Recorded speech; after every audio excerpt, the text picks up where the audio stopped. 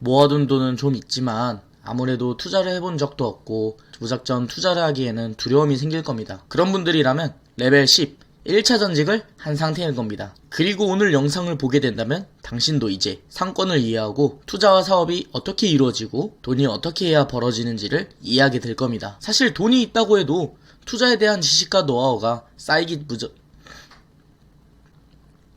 전까지는 무작정 투자를 시작하는 것은 위험할 수 있습니다. 그렇기에 처음에는 투자와 사업의 수익 구조와 그 노하우를 이해하기 위한 이 방법을 활용해서 레벨업해야 합니다. 그건 바로 무자본 창업입니다. 창업을 무자본으로 한다고 말하면 다들 의아해 하실 수 있는데요. 사실 이 창업조차도 영원으로 가능합니다. 그 이야기를 지금부터 알려드릴 테니까 절대 놓치지 말고 끝까지 보시기 바랍니다. 무자본 창업에서 가장 대표적인 것은 무인 가게 창업입니다. 그 중에서도 무인 아이스크림 창업이 가장 쉽고 많은 걸 배울 수가 있죠. 먼저 무인 아이스크림 창업을 어떻게 레버리지하면 되는 걸까요? 먼저 시간과 노력을 레버리지 하세요. 상권을 분석하고 상가를 알아보는 겁니다. 복잡한 지식이 필요한 게 아니에요. 아이스크림을 누가 사 먹을까요? 바로 아이들과 식사 후 사람들입니다. 그렇다면 우리가 확인할 상권은 두 가지입니다. 아이들이 많이 지나다니거나 식당이 주변에 많이 모인 곳이죠. 이 두 가지 중 하나라도 조건을 만족한다면 그곳이 무인 아이스크림을 시작할 수 있는 상권입니다. 상권을 분석한다는 게 어려운 게 아니라는 걸 하나씩 배우게 될 겁니다. 핵심은 우리 상품을 구매할 잠재 고객의 수는 얼마나 되고 그들이 어디로 움직이는지 그걸 파악만 한다면 끝나는 거죠. 그들이 우리 상품을 구매하고 싶게끔 만들 수만 있다면 그 잠재 고객이 진짜 고객으로 바뀌는 거니까요. 이렇게 시간과 노력을 레버리지하여서 창업할 위치를, 가게를 정했다면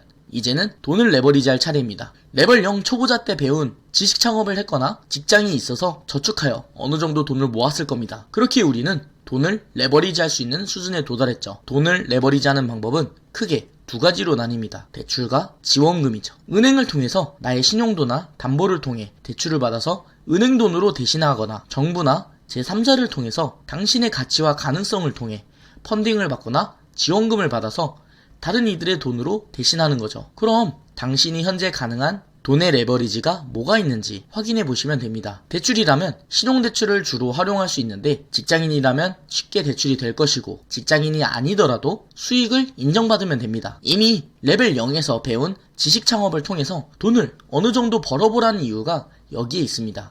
수익을 인정받았을 때도 직장과 관계없이 대출을 받을 수가 있거든요. 다음으로 지원금이라면 소상공인, 창업자를 위한 각종 지원금이 존재합니다. 정부에서 지원하는 청년 창업자를 위한 지원금, 소상공인 협회에서 지원하는 소상공인 창업비용 지원금 등 다양한 지원금이 있죠. 그리고 무인공간 사업은 이러한 지원금이나 신용대출로 돈을 레버리지한 것으로 충분히 시작 가능한 사업입니다. 실제로 무인 아이스크림 같은 경우 700만원 정도면 충분히 창업할 수 있죠. 냉동고나 냉장고는 40에서 60만원 정도 하고 키오스크도 할부가 가능하며 기타 인테리어를 하고 상품을 사는데 돈이 들 뿐입니다. 그리고 이 상품들은 결국에는 나의 매출이 되어주는 것들이죠. 이렇게 무자본으로 창업을 시도해보면서 상권에 대한 이해를 높이고 경험하면서 극복해보고 레벨업하는 겁니다. 그러면 당신의 투자 지식과 노하우도 레벨업하게 될 것이고 당신의 현금 흐름 수준도 레벨업하게 될 겁니다. 지식 창업 또는 직장인의 월급과 무자본 창업으로 인한 추가적인 현금 흐름이 당신의 돈에 대한 걱정을 덜어주게 되는 것이죠.